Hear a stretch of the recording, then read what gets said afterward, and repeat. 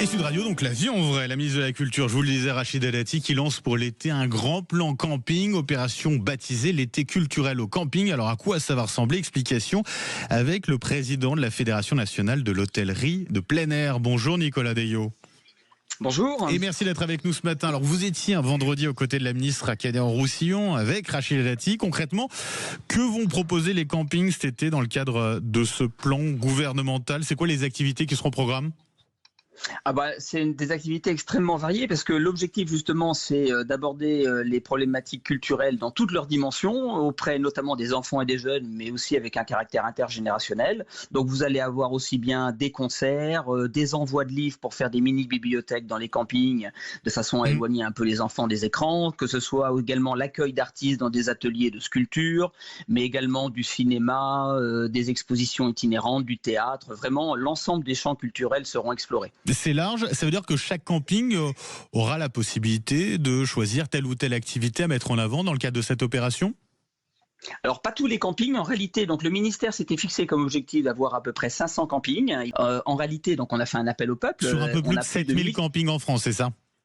Exactement. Donc, on a 1000 campings qui se sont portés spontanément candidats suite au sondage qu'on a envoyé. Et donc là, les directions régionales des affaires culturelles et le ministère vont faire une sélection des campings pour que ce soit réparti harmonieusement sur le territoire national. Pour en avoir un petit peu partout, voilà, aux quatre coins de la France. C'est une initiative gouvernementale ou vous-même, vous avez poussé déjà depuis quelques temps au niveau des campings? Alors, on a évidemment des travaux autour de la culture depuis plusieurs années avec le ministère déjà, notamment pour permettre un rapprochement entre les campings et les musées. Mais là, c'est une vraie initiative du ministère, c'est une vraie volonté de la ministre d'ailleurs, qui s'était donné pour objectif d'une part d'apporter la culture dans la ruralité et d'autre part de pouvoir rapprocher la culture des populations qui en sont éloignées. Et c'est pour ça que la ministre de la Culture a tout naturellement imaginé que les campings étaient un bon vecteur pour cela, puisqu'on a à la fois à la campagne, au bord de mer, mais également qu'on est évidemment le leader des vacances populaires en France. Et donc pour cette raison-là, elle a voulu que la culture soit une fête dans les campings cette année. C'est vraiment sa volonté ministérielle. Parce que l'idée, le sous-entendu, c'est qu'il n'y avait pas assez d'activités culturelles, pas assez de culture dans les campings?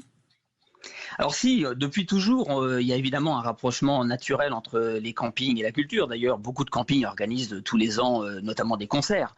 Une grosse partie des artistes locaux font des concerts dans les campings depuis toujours. Mais là, l'idée, c'est vraiment d'apporter la culture sous un angle qui n'est peut-être pas exploré.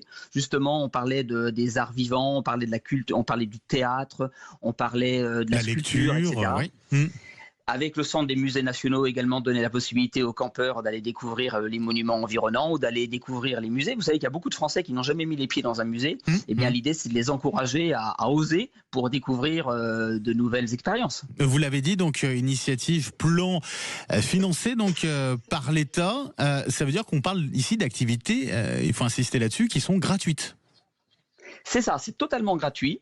C'est payé par le ministère de la Culture lui-même, avec à la fois une impulsion nationale et puis avec une organisation locale avec les directions régionales des affaires culturelles. Donc ça ne coûtera rien aux campeurs, ça ne coûte rien au camping. C'est vraiment pour pouvoir démocratiser largement la culture. Avec des campings qui se renouvellent en permanence, qui proposent de plus en plus d'activités. On trouve de tout aujourd'hui dans les campings.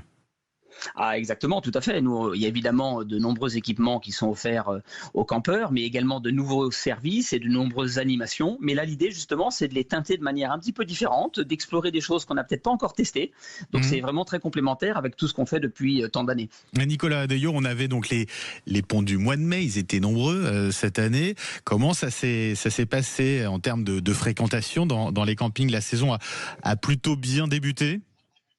Alors cette année, le printemps va être à peu près au même niveau que celui de l'année dernière, par contre avec une répartition temporelle complètement différente. L'année dernière, on a eu un mois de mai absolument exceptionnel parce que la structure du calendrier était très particulière, avec notamment le 8 mai qui touchait l'Ascension.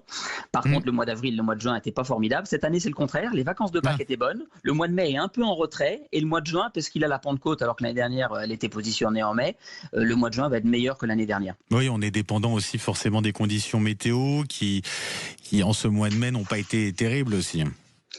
Alors, cette année, c'est quand même mieux. Le printemps 2024 était assez chaotique sur le plan météo, notamment sur la moitié nord. Cette année, on sent que c'est mieux. C'est mieux. C'est beaucoup mieux. Et des prévisions déjà pour l'été? Vous avez parlé du mois de juin qui devrait être pas mal, qui s'annonce pas mal. Sur juillet et août, on a déjà quelques retours? Alors oui, tout à fait. Dans les intentions de réservation et les réservations qui sont déjà enregistrées, on constate que le mois d'août est encore un peu meilleur que l'année dernière. Par contre, le mois de juillet est encore un peu en retrait. Il y a sans doute de belles affaires à faire encore avec les derniers stocks. On va se retrouver sur un cœur d'été à peu près au même niveau que l'année dernière, peut-être supérieur si la météo est bonne.